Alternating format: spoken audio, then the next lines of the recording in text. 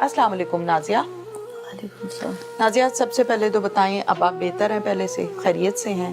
पहले से कुछ बेहतर हूँ। कुछ बेहतर है। नाजिया, आपकी कहानी सारी डिटेल के साथ हम सुनेंगे और बिल्कुल न्यूट्रल रहते हुए आवाम तक ये पहुंचाएंगे भी कि जिन्होंने आपको यहाँ तक पहुंचाया है वो कौन है। मेरा शौहर है।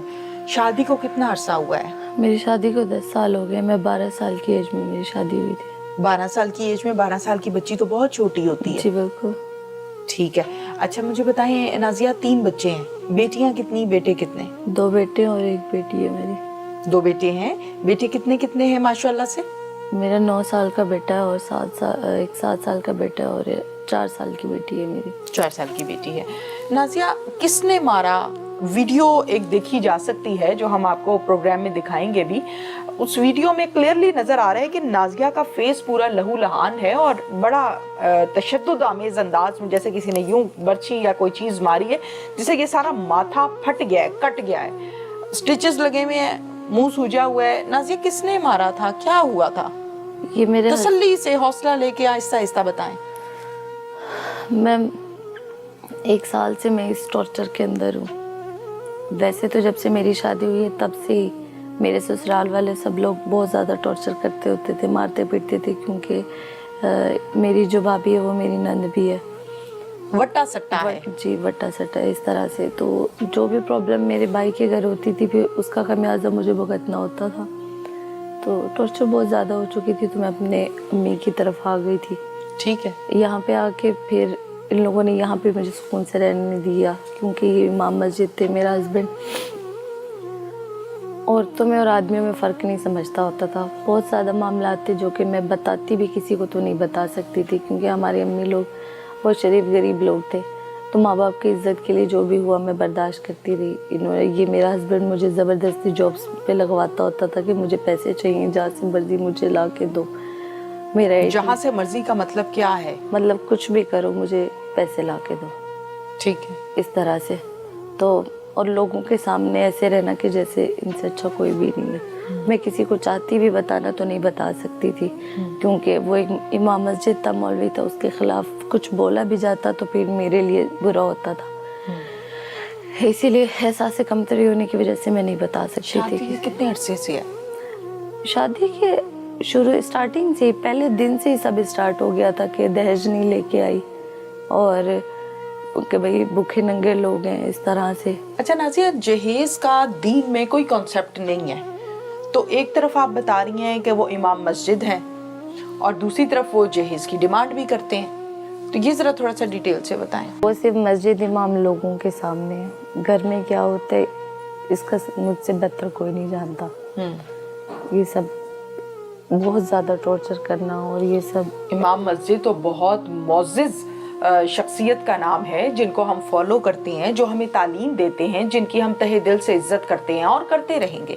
अच्छा, ये मुझे बताएं कि जिस दिन झगड़ा हुआ है उस दिन क्या हुआ था? ये मारपीट और मोहल्ले में शोरो गुल, क्या उस दिन क्या झगड़ा हुआ था?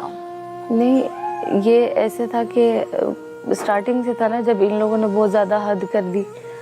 असल में मेरे हस्बैंड का कुछ मसले मसाइल इस तरह से थे कि वो किसी से शादी करना चाहता था, अपने ही भांजे की बीवी से। ठीक है। हाँ जी।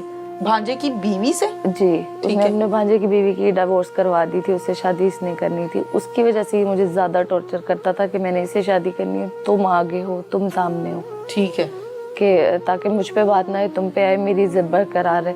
तो मैंने फिर उसकी कोई बात नहीं रखी। मैंने सबको सब कुछ बताया कि जब मेरी शादी भी हुई थी, और इस तरह से उल्टी सीधी वेबसाइट से निकाल के उल्टी सीधी वीडियोस दिखाना और इस तरह से कि ताकि ये लड़की, मैं आके नहीं बोल सकती कि, ठीक, समझ रही हैं? ठीक।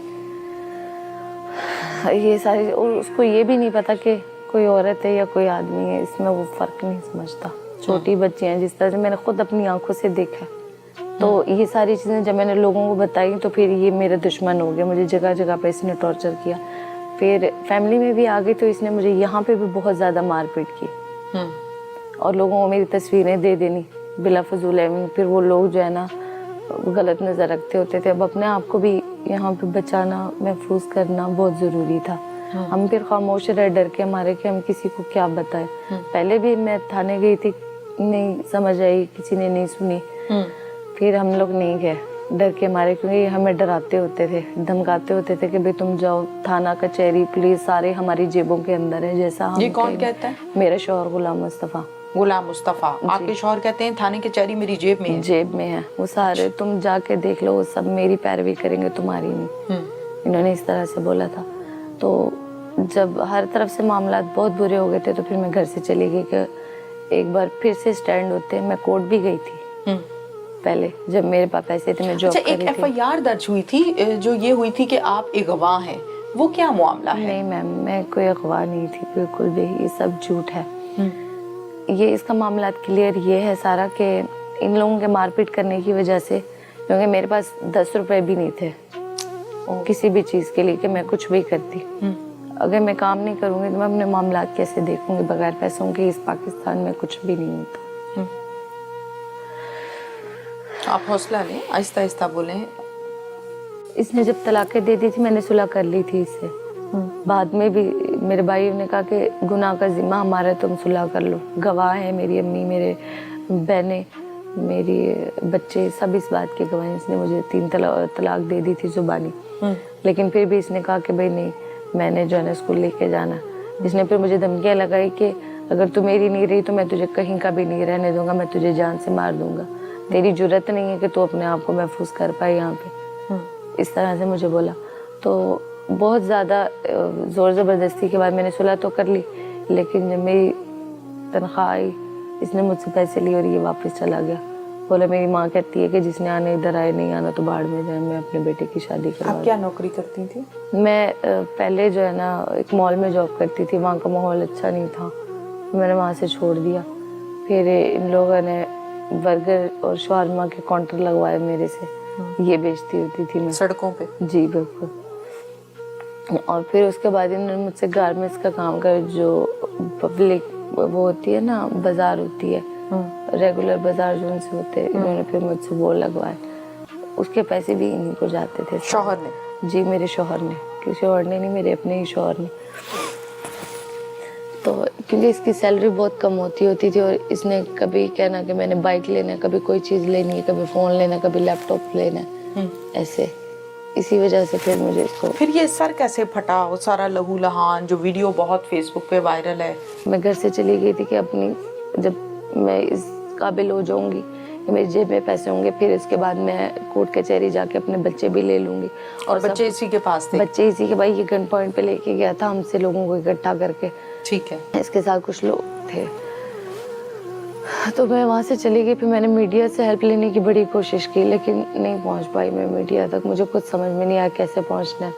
फिर मैं लोगों के घरों में काम करती होती थी, रात में मैं बाहर सोती होती थी हॉस्पिटल के अंदर। आप चेक करवा सकते हैं उसके हॉस्पिटलों के अलग अलग, इत्तेफाक हॉस्पिटल, सर्विस हॉस्पिटल, जना हॉस्पिटल, और इस तरह दरबारों पे। दिन में मतलब जब काम मिल जाना कहीं पे तो मैंने कर लेना, जब नहीं होना तो फिर मैंने ऐसे वहाँ सो जाना? जी ऐसे पार्किंग्स में, जी ग्राउंड्स में? हाँ जी। बड़ी मुश्किल से फिर मुझे कहीं पे जॉब मिली, और वो मैंने करने की कोशिश की तो वो भी नहीं कर पाई। इन लोगों ने पता नहीं क्या कुछ किया, मेरी बहनों को बहुत हिरासा किया, इनको धमकाया, डराया कि हम तुम्हें जान से मार देंगे, हमें वो ढूंढ के ला के दो, मेरी बहनों को। फिर मेरी बहनों ने जो भी किया, मुझे उसका ज़्यादा इल्म नहीं है, मैं ज़्यादा देर रुकी नहीं उधर भी। फिर इन्होंने, जब मैं वहाँ पे गई, फिर उन्होंने कहा कि भाई नहीं, तुम लोगों के खिलाफ बयान दो कि भाई तुम्हें अगवा किया गया था। मैंने कहा मुझे किसी ने अगवा नहीं किया। फिर इन्होंने मुझे जज के सामने भी पेश किया, मैं वहाँ पे भी गई, और फिर मैंने वहाँ पे सब कुछ तफसीलन बात बताई। मैंने कहा सर मुझे किसी ने अगवा नहीं किया था, मेरे घर के हालात और मामलात इस तरह से थे, मुझे मेरी फैमिली की तरफ से भी कोई सपोर्ट नहीं थी। फिर ये लोग मुझे वापस लेके आए, मैंने कोर्ट पे बयान दी। जज शौहर आपको वापस लेकर आए? मेरे शौहर नहीं, मेरी सिस्टरों ने करवाया था ना कि भाई पता नहीं हमारी बहन की दर किस हाल में है। जब उनको रियलाइज हो गया कि हमने अच्छा नहीं किया, हमें तो कम से कम करना चाहिए था।